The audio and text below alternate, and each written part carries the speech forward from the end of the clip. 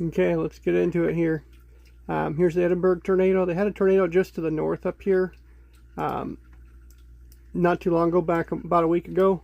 The Edinburgh tornado, not much. It was on the ground, not much for damage reports. It's going to be a minimal tornado, probably an EF1 or so.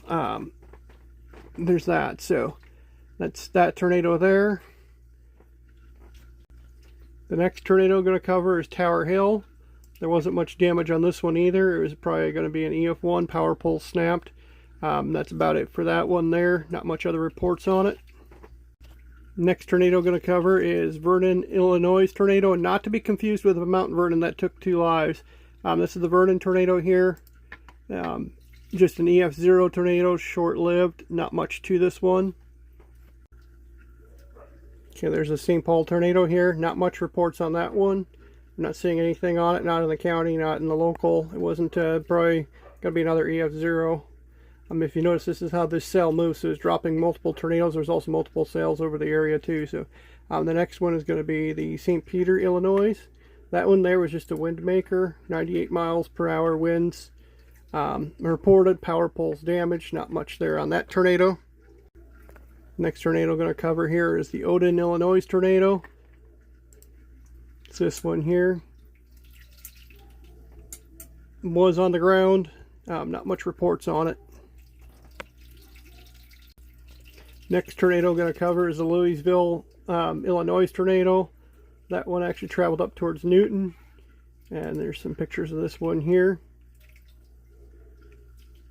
That's the Louisville, Illinois tornado. That's the Newton tornado there.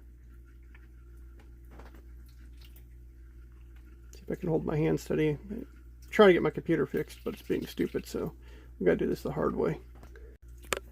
Next one I'm going to cover here is St. John's. This is just a funnel cloud. No reports of a tornado on the ground. They did get hit last year. And I think they got also hit a week ago with the storms as well. So they've gotten hit several times here in this area. Next one we're going to cover here is the Mount Airy tornado.